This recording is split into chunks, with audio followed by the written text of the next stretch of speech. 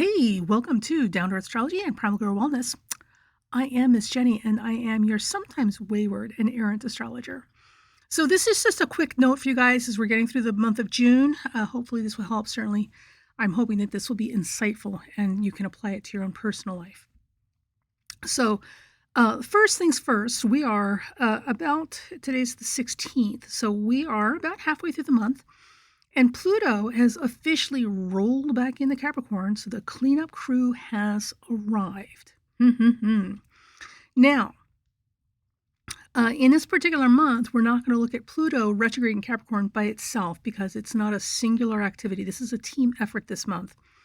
At the same time, we also have Saturn going retrograde in Pisces and Neptune going retrograde in Pisces at the end of the month. So here are some things I want you guys to consider as we finish out the month. With Pluto rolling back into Capricorn, one of the things that we know is we're more than likely going to backtrack over a lot of old issues. This is literally the cleanup crew.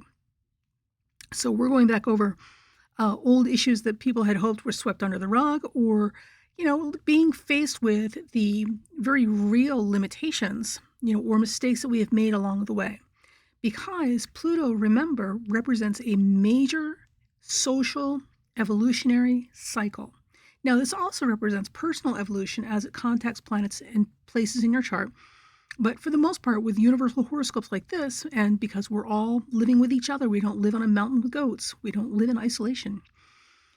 This Pluto, as an evolutionary factor, absolutely represents our social evolution, our evolution as a group and as humanity, because we're literally, I hate to break it to you, but we're all in this together, okay? So Pluto going retrograde in Capricorn, we're going back over some old stuff because we are literally breaking away from the final chapter in this book, and we're moving on to new ground, big new ground.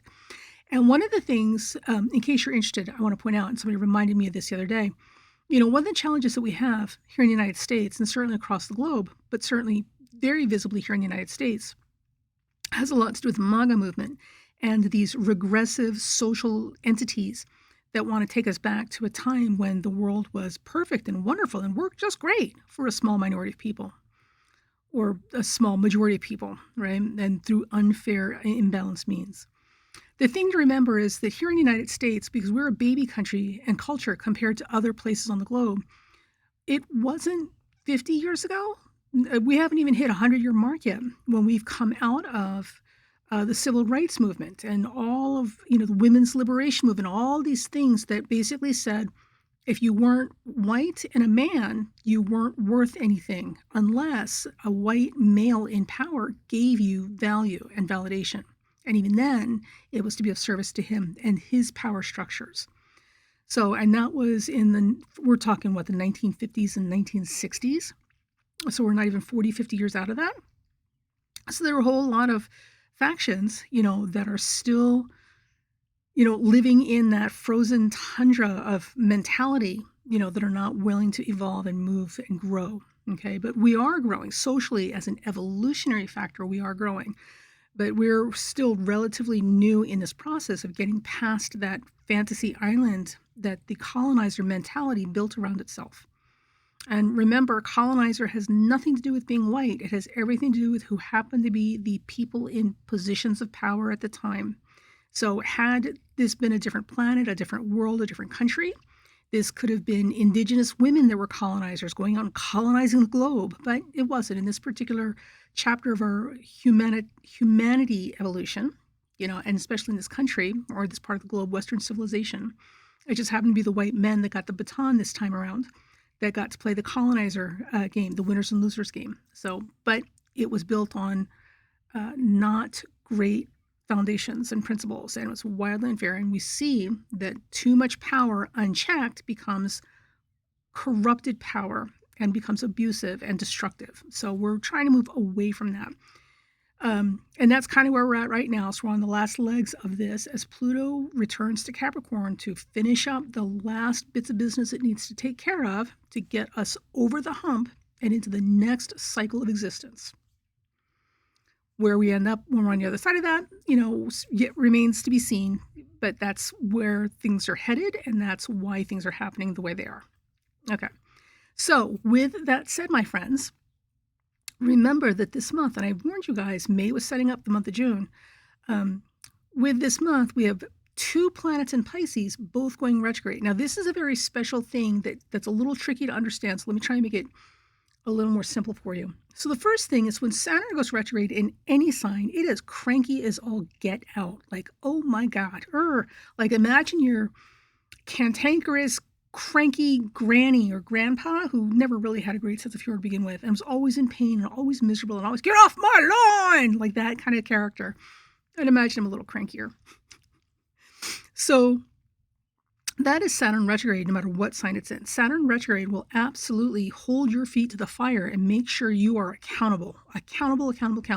Other people can get away with mad, crazy stuff, but you, my friend, oh no.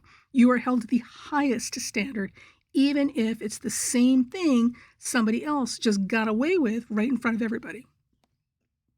It is, on the surface, it is unfair, but remember, we're all coming into this lifetime to develop very specific parts of ourselves and to learn specific lessons, to pay off specific debts, and also to become better people through various challenges and activities and experiences. So what may seem like an unfair thing on the surface may actually be the tool that you need for you to refine yourself to become an even better version of yourself that wouldn't be possible without that level of excessive high standard placed on you, right? So with that said, Saturn in every sign retrograde is literally accountability and holding your feet to the fire to a higher standard or level than other people are being held to. You just got, listen, I'm short. There's nothing I'm going to do about it. I just have to live with those handicaps and limitations. And if you've got Saturn retrograde, that's just what it's just the handicap and limitation you got to live with in life. You got to make it work for you. Okay, now here's the thing. Here's the rub with Saturn retrograde in Pisces. Because remember, Saturn in Pisces is no second chances. This is literally the golden rule multiplied. So when we talk about accountability, which we already are talking about with Saturn in Pisces, there's a lot of debt. There's a lot of spiritual labor involved in this lifetime with Saturn in Pisces. Hence the golden rule multiplied. When Saturn in Pisces goes retrograde, oh my God, like the accountability is off the chain. Oh, wow. So Saturn went retrograde on the 17th. Oh, today. It's going retrograde today. And it'll be officially exactly retrograde sometime tonight and tomorrow morning, depending on where on the planet you are. And this is absolutely going to bring the hammer down. So on the one hand, we like to think that, when we bring the hammer down, that all the villains get, punished and all the good people get rewarded, all sort of stuff. It may or may not look like that on the surface, because remember, we're talking about a much bigger evolutionary picture here. The game is much more complicated when we're talking about chess instead of checkers. So it's hard to predict how this is going to go. But what we do know for sure is that with Saturn retrograde in Pisces, this is, and Pluto retrograde back in Capricorn, this is the end of the line, buddy. So for those of you who are out here doing misdeeds, and you're probably not watching my channel if you're one of those personalities, for those of you who know people like that, this is a time this month, especially towards the end of the month, until these 2 planets leave Capricorn and go direct in Pisces again, this is a time of heavy penalties for misdeeds. So this is not the time to find yourself getting hauled in to face consequences for your wrongdoing. So maybe don't do wrong things. So on the upside, for those of you who've been watching this unfair, skating through the consequences way too long, right? People avoiding reality and thinking that they can just do whatever they want. We all know these people. They're everywhere at every level, right? This is the time when they're really going to have their behinds handed back to them on a plate. So it should be good and satisfying in many ways. But yeah, it won't be easy. So in a personal life, this is a really important time to understand that things that are happening for very big evolutionary reasons in your personal life, as well as the big picture. And also, too, if you've done just warning, if you've done wrong things, you know who you are. You can expect, buddy, you can expect to have your check handed to you, and the bill is due. The bill is due now. For those of you who've been struggling and, scraping by and all sorts of stuff, watching other people almost get rewarded for bad behavior you can't get away with, you'll find this may be a time of satisfaction because there's no apologies or excuses being made for wrongdoers right now. None. So we're all dealing with it, which is good, right? So it's very exciting, very exciting. Okay, I'm not a big con artist hustler, so I mean I know people like that. We all know people like that. These are the people who go to work and do as little work as possible, look as busy as possible, and doing as little work as possible. Those types of hustlers, all the way up to politicians on the take and all the way down to street level hustlers conning people and robbing. This mentality is everywhere. And I'm not one of those people. And you probably aren't either. So between the two of us, we're going to have quite the promising month where literally people are just not accepting excuses, rationales, justifications, nothing. Like, buddy, this is it. It's time to pay the piper. You owe us. Now, with that said, the other thing to keep in mind as we get to the end of the month, right? Because when we get to the end of the month, Neptune will go retrograde on the 30th in Pisces. As we get to the end of the month, and I might be back to do the July horoscope, we'll see. This is just going to be a hot, sticky, complicated summer, but I'm so glad. Like, my plate is clean. Anyway, Neptune retrograde can be challenging, but really, really good. So don't dismay. These people are so negative about Neptune. It's really disappointing. So the thing with Neptune is Neptune obviously represents dreams and fantasies and illusions and deception. Ooh, here's the other things Neptune represents, kids. Neptune also represents glamour, films, media, stories.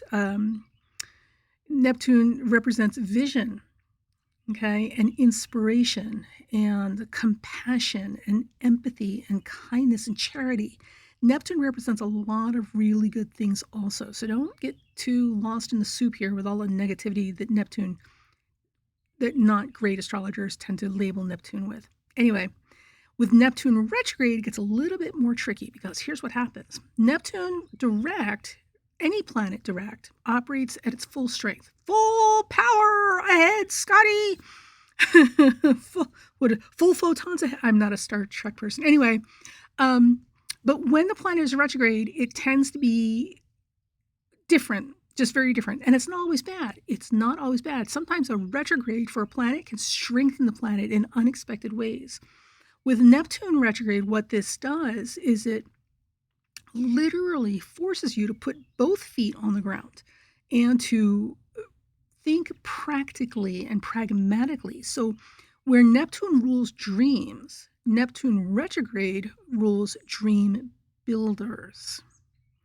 So with Neptune retrograde, there is inspiration and vision and all these wonderful things come in Neptune, but it is grounded in reality because the retrograde will not let it float off into la-la land and into headspace. The retrograde requires that Neptune energy is grounded in reality and that something be done with it or it is discarded. So with Neptune retrograde, you will often see a high percentage of cynics, very cynical people. Challenge Neptune, but especially Neptune retrograde, you'll see a lot of genuinely cynical people who, in spite of their cynicism, still have that little glimmer of belief and confidence that we can rise above, the human condition or, any of these limitations that have made them so discouraged and cynical. There's still that part of them that really genuinely believes we can still get above that. But for the most part, they operate with a show me kind of position. Oh yeah, well that sounds good. Now show me. Show me. Actions speak louder than words sort of stuff. So with Pluto retrograde in Capricorn, backed up into Capricorn now, literally the cleanup crew has come back to finish up the job.